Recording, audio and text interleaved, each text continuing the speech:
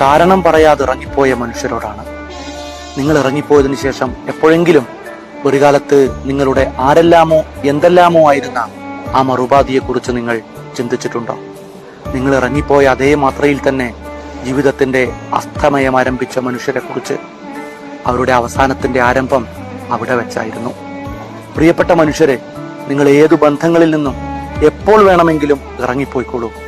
പക്ഷേ ദയവായി എന്തെങ്കിലും ഒരു കാരണം പറയണം. നിന്നെ എനിക്ക് മടുത്തു എന്നെങ്കിലും, ഇനിയൊരിക്കലും എന്നെ കാത്തിരിക്കേണ്ടെന്ന സത്യം മറുപാതിയിലേക്ക് എത്തുന്ന തരത്തിലുള്ള എന്തെങ്കിലും ഒരു സംഭാഷണം നടത്തിയ ശേഷം നിങ്ങൾ ഏതു ബന്ധങ്ങളിൽ നിന്നും വിടുതൽ വാങ്ങിക്കോളൂ. ഒന്ന് കാതോർത്തു നോക്കൂ.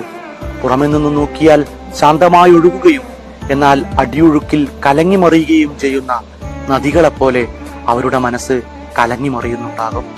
ഒരിക്കലും പൊട്ടിയൊഴുകാൻ കഴിയാത്തൊരു അഗ്നിപർവ്വതം പോലെ അവർ വീർപ്പുമുട്ടുന്നുണ്ടാകും.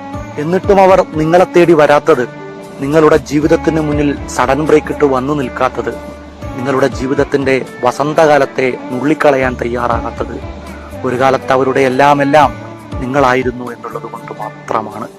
ഏറ്റവും ഒടുവിൽ മിസാൻ കല്ലുകൾക്ക് താഴെ ഉപേക്ഷിക്കപ്പെട്ട മനുഷ്യർ എന്നേക്കുമായി അവസാനിക്കുമ്പോൾ അവരുടെ ഹൃദയത്തിന്റെ സ്ഥാനത്ത് നിന്നൊരു പൂവ് മുളച്ചു വരും.